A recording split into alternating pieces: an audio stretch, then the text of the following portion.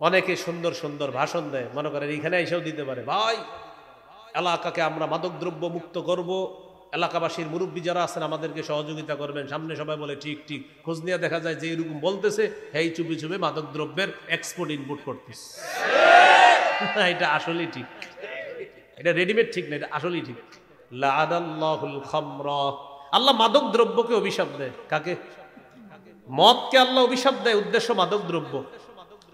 মাদক দ্রব্য আবার এখন অনেকে নাম পাল্টায়া মাদক দ্রব্য সেবন করে, নামটা পাল্টায়া দেয়। আর মানুষ যে নাম পাল্টায়া মাদক দ্রব্য নিবে, এটাও আমগো নবী বলে গিয়েছেন।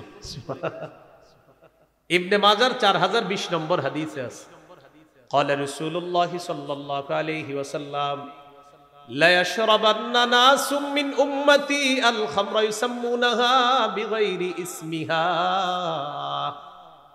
নবীজি বলেন আমার উম্মতের একদল মদ সেবন করবে, মদের নামটা তারা পাল্টায়া দিবে। আমার উম্মতের একদল নাম পাল্টায়া মাদক দ্রব্য নিবে, মদ সেবন করবে। ইয়াবা, বাবা, গাজা, হিরোইন, ফেন্সিডিল, আফিম, কানাডা ড্রাই, মাস্তুদ, শ্যাম্পেন, ডাইল, বিয়ার ইত্যাদি নাম দিবে, আর মাদক দ্রব্য এরা সেবন করবে। নবী বলেছেন আমার উম্মতের একদল নামটা শুধু পাল্টায়া দিবে, কিন্তু মদ মাদক ইত্যাদি এগুলো নিবে।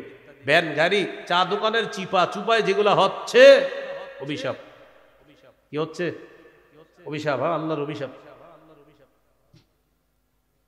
এই যে ট্রেন লাইন, বিশেষ করে কিছু ট্রেন যেখানে পড়া থাকে, ট্রেনের বগি কাজ টাজ করে, সেখানেও মাদক দ্রব্য অনেকে আপনার লুকিয়ে লুকিয়ে সেবন করতে পারে।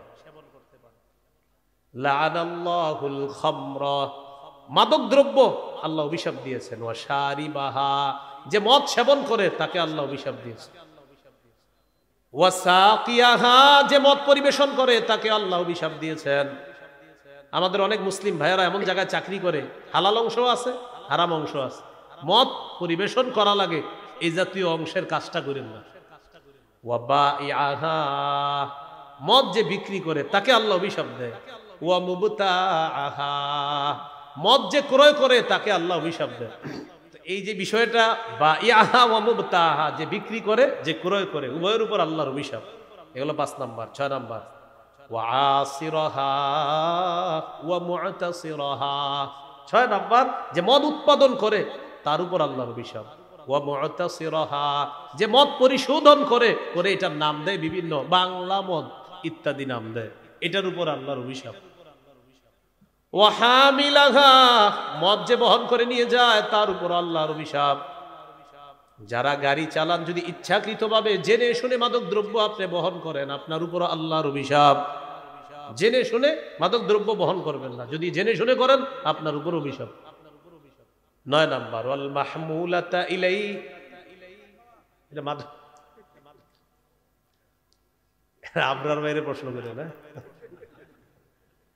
ওয়াল মাহমুলাতা ইলাই 9 নাম্বার, মাদক দ্রব্য যার কাছে নিয়ে যাওয়া হয় তার উপর আল্লাহর অভিশাপ। ভাই মাহফিলে আমার প্রশ্ন করেন না, আমার প্রশ্ন করার নিয়ত থাকে কি জানেন শ্রোতাদের? হুজুরের একটা প্রশ্ন করে কোনোভাবে মুখ খোলানো গেলে কালকে পুরাই হিট, এই জন্য অনেকে পুরা এই নিয়তে থাকে।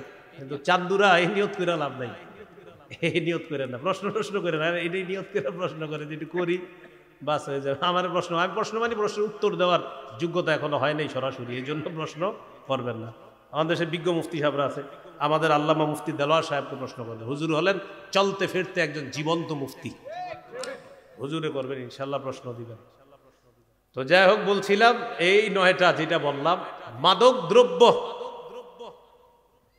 যে মদ পান করে, যে মদ পরিবেশন করে, যে মদ বিক্রি করে, যে মদ ক্রয় করে, যে মদ বহন করে, যার কাছে বহন করে নিয়ে যাওয়া হয়, যে মদ উৎপাদন করে, যে মদ পরিশোধন করে, এই 9টা, এগুলা সবগুলোর উপর আল্লাহর অভিশাপ। তাহলে এই পাপ প্রকাশ্যে হোক গোপনে হোক, এই পাপ আল্লাহর অভিশাপ দুনিয়াতেই টেনে আনে। নাউজুবিল্লাহ।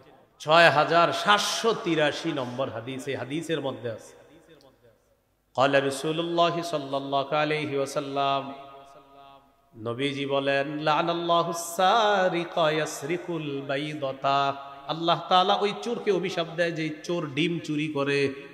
কি চুরি করে? তাহলে ডিমের মা যে চুরি করে তার কি অবস্থা? ডিম চুরি করলে অভিশাপ, ডিমের মা চুরি করলে ওয়াসরিকুল হাবলা, কেউ যদি রশি চুরি করে তার উপর আল্লাহর অভিশাপ। তাহলে রশি দিয়ে যেটা বাঁধা ছিল সেটা চুরি করলে কি হবে? গরু, হ্যাঁ, চুরি করতে গেছিল গরু, লয়েছে রশি, এটার উপর অভিশাপ। গরুটা আর আনতে পারে নাই, গরু চুরি করলে কি অবস্থা হবে? তো পাপ আল্লাহ লানত টেনে আনে। জিনা করা এটা একটা অশ্লীল কাজ। সূরা বানী ইসরাঈলের 32 নম্বর আয়াতে আল্লাহ বলেন, ওয়ালা তাকরাবুজ জিনা ইন্নাহু কানা ফাহিশা। তোমরা জিনার কাছেও যেও না, জিনা অশ্লীল কাজ। দেখেন আল্লাহ এখানে বলেন নাই জিনা করবা না, বলছে জিনার কাছে যেও না। জিনার কাছে যেও না মানে মা ইউকাররিবু ইলা জিনা, যা জিনার নিকটবর্তী করে দেয় এমন কাজের কাছেও যাওয়া যাবে না। সহিহ বুখারীর বর্ণনা 6612 নম্বর হাদিস। قال رسول الله صلى الله عليه وسلم المنطق, মুখের জিনা হলো কথা বলা। ওয়ানাফসুহু তামান্না ওয়া তাশতাহি, অন্তর কল্পনা করে, এটা হলো অন্তরের জিনা। ফোনে কল আসছে, অপরিচিতা এক কণ্ঠের ফোন আসছে আপনার। এখন এই ফোন পাওয়ার পর আপনি ভাবতেছেন কে ফোনটা দিল, মনের জিনা শুরু হয়ে গেছে। এবার কথা বলা শুরু করেছেন, জিহ্বার জিনা, কানের জিনা শুরু হলো। অনুভব করা শুরু করেছেন, কলবের জিনা। মোবাইলে SMS লিখতেছেন খারাপ, এই যে হাতে টাচ করে SMS গুলা লিখতেছেন অশ্লীল SMS, এটা হাতের জিনা করছেন আপনি। এরপরে আপনি তার সাথে দেখা করার জন্য একটা সময় নির্ধারণ করলেন, ঘর থেকে বের হয়ে আপনি হাঁটতে হাঁটতে রওনা করলেন। আপনার প্রথম কদম ফালানোর সাথে সাথেই পায়ের জিনা শুরু হয়ে গেল। তার কাছে গেলেন, আল্লাহ না করেন শরীরে স্পর্শ হলে হাতের জিনা। নবী শেষে বলেন আল ফারজু ইউসাদ্দিকুহু যালিক আও ইউকাযযিব, সর্বশেষ লজ্জাস্থান আসল জিনায় রূপদান করে। বলি নাউযুবিল্লাহ। এই জিনা অহরহর প্রতিটা ঘরে হচ্ছে। মা বাবা জানেও না তার সন্তান পাশের রুমে দরজা লাগিয়ে মোবাইলে কি করছে, এটা কোনো মা বাবা, এরা ভাবতেছে অঙ্ক ইংরেজি করতেছে, কিন্তু সে জানতেছে না তার সন্তান কি করতেছে। এই জন্য উলামায়ে কেরাম কখনো কখনো ইলেকট্রনিক মিডিয়া নিয়ে বললে আপনারা যা করেন উল্টা এর বিরুদ্ধে লিখতে থাকেন। কেউ কি আপনার নিষেধ করছে চালাইতে? বলে নাই, বলছে এটার কারণে যারা অশ্লীল কাজ করে এটা নিষেধ। তো আপনার রাগ হওয়ার কারণটা কি? মনে হয় আপনিও ওই অশ্লীল কাজের মধ্যে জড়িয়ে আছেন। আপনি তো রাগ করার কথা না। আল্লাহ আমাদেরকে বুঝার তৌফিক দান করেন। তো এই জিনা, এগুলো অশ্লীলতা, প্রকাশ্য অশ্লীলতা। এখন আমাদের এই সমাজের মধ্যে প্রকাশ্যে অশ্লীলতা হয় কিভাবে?